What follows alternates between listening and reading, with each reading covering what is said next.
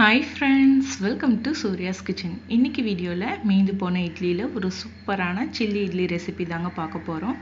ரொம்ப சூப்பராக இருக்கும். கண்டிப்பாக ட்ரை பண்ணி பாருங்கள். உங்கள் வீட்டில் இருக்க எல்லாருமே ரொம்ப விரும்பி சாப்பிடுவாங்க. இப்போ இந்த ரெசிபி எப்படி பண்ணுறதுன்னு பார்த்துடலாம். அதுக்கு நான் ஒரு 2 தட்டு இட்லியை இந்த மாதிரி ஸ்கொயராக கட் பண்ணி வச்சுருக்கேங்க.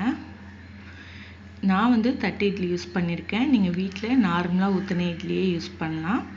உடனே செஞ்ச இட்லி யூஸ் பண்ணாதீங்க. நீங்கள் ஈவினிங் செய்கிறீங்க அப்படின்னா காலையிலே இட்லி செஞ்சு வச்சுருங்க. அப்படி இல்லைன்னா நீங்கள் இட்லியை சுட்டு ஒரு 2 மணி நேரமாவது ஃப்ரிட்ஜில் வச்சுட்டு செய்கிறதுக்கு ஒரு அரை மணி நேரத்துக்கு முன்னாடி வெளியே எடுத்து வச்சுட்டு அதுக்கப்புறமா யூஸ் பண்ணுங்கள்.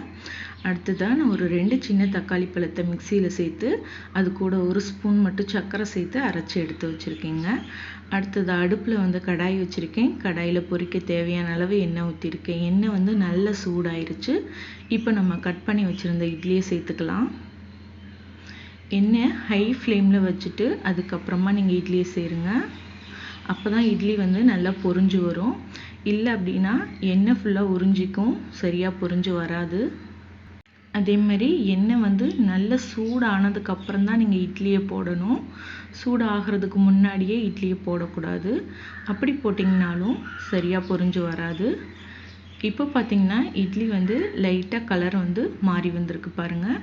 இப்போ நம்ம எடுத்துடலாம். ரொம்ப நல்ல கோல்டன் கலர் வர தேவையில்லைங்க. லைட்டாக கலர் சேஞ்ச் ஆகி வரும்போதே எடுத்துருங்க. இதே மாதிரியே நான் எல்லா இட்லியும் பொரிச்சு வச்சுருக்கேங்க. இட்லி மேலே நல்ல கிறிஸ்பியாகவும் உள்ள நல்ல சாஃப்டாகவும் இருக்கும். இந்த இட்லியை நம்ம இப்படியே கூட சாப்பிட்லாங்க. சாப்பிட்றதுக்கு ரொம்ப நல்லாயிருக்கும். இந்த மாதிரி ரெடி பண்ணி வச்சுக்கோங்க. அடுத்ததான் நான் அடுப்பில் கடாய் வச்சுருக்கேன். அதில் 1 குழிக்கரண்டி அளவுக்கு எண்ணெய் சேர்த்துருக்கேங்க. எண்ணெய் நல்லா சூடானதுக்கப்புறமா ஒரு 6 பல்லு பூண்டை துருவிட்டு சேர்த்துக்கோங்க. பூண்டை துருவிட்டு சேர்த்துக்கோங்க. அது கூடவே 1 இன்ச் அளவுக்கு இஞ்சி, அதையும் நல்லா துருவிட்டு இது கூட சேர்த்துக்கோங்க. சேர்த்துட்டு இஞ்சியும் பூண்டும் நல்லா நம்மளுக்கு ஃப்ரை ஆகி வரணும். நல்ல ஒரு கோல்டன் கலர் வரணும். அது வரைக்கும் நம்ம வறுத்து விட்டுக்கலாம்.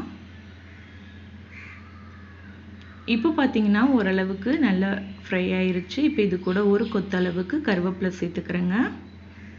ஒரு பெரிய வெங்காயத்தை பாதியாக கட் பண்ணி அந்த பாதியை மட்டும் பொடியாக கட் பண்ணி எடுத்து வச்சுருக்கேங்க. அதை இப்போ இது கூட சேர்த்துக்கலாம். இப்போ வெங்காயம் வதங்கிறதுக்கு கொஞ்சமாக உப்பு சேர்த்துக்கலாம். சேர்த்துட்டு வெங்காயத்தை நல்லா வதக்கி விட்டுக்கலாம்.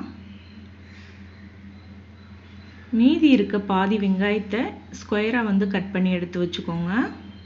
வெங்காயம் வதங்கினதுக்கு அப்புறமா அதை சேர்த்துக்கலாம்.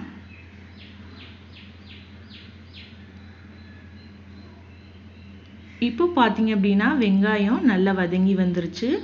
இப்போ இது கூட ஒரு குடமிளகாயை நான் ஸ்கொயராக கட் பண்ணி எடுத்து வச்சுருக்கேன். இந்த மாதிரி கட் பண்ணிவிட்டு சேர்த்துக்கோங்க. அதே மாதிரி அந்த பாதி வெங்காயத்தையும் ஸ்கொயராக கட் பண்ணி எடுத்து வச்சுருக்கேங்க. அதையும் இப்போ சேர்த்துக்கலாம். சேர்த்துட்டு வெங்காயத்தையும் குடமிளகாயும் நல்லா வதக்கிக்கலாங்க.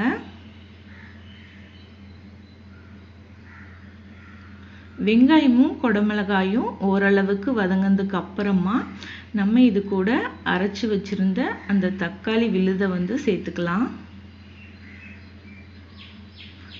தக்காளி விழுது கூடயே ஒரு 1/4 டீஸ்பூன் அளவுக்கு மஞ்சத்தூள் சேர்த்துக்கலாங்க.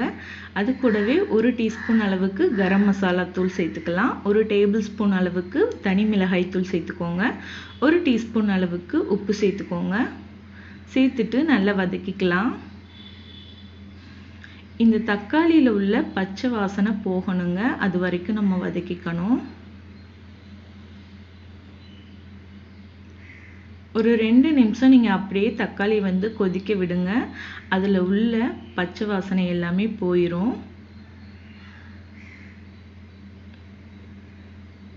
இப்போ பார்த்தீங்க அப்படின்னா நான் ஒரு 2 நிமிஷம் கொதிக்க விட்டேங்க.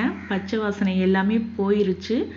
இப்போ இது கூட நம்ம ஃப்ரை பண்ணி வச்சுருந்த இட்லியை சேர்த்துக்கலாம். சேர்த்துட்டு நல்லா ஒரு தடவை கலந்து விட்டுக்கோங்க. நான் கலக்கும்போது வீடியோ ஆன் பண்ண மறந்துட்டேன். இப்போ இதை மூடி போட்டு மூடி ஒரு 2 நிமிஷம் அப்படியே விட்டுடலாங்க. அப்போ இட்லி நம்மளுக்கு நல்லா சாஃப்ட் ஆயிரும். அவ்வளோதாங்க, நம்மளுடைய சூப்பரான சில்லி இட்லி வந்து ரெடி ஆயிருச்சு. கடைசியாக கொஞ்சமாக கொத்தமல்லி தழை தூவி இறக்கிட்டோம் அப்படின்னா சூப்பரான சில்லி இட்லி ரெடிங்க. இந்த ரெசிபி உங்களுக்கு பிடிச்சிருக்கும்னு நினைக்கிறேன். பிடிச்சிருந்தா கண்டிப்பாக செஞ்சு பாருங்கள். செஞ்சு பார்த்துட்டு எப்படி இருந்ததுங்கிறத மறக்காமல் எனக்கு கமெண்ட் பாக்ஸில் கமெண்ட் பண்ணுங்கள்.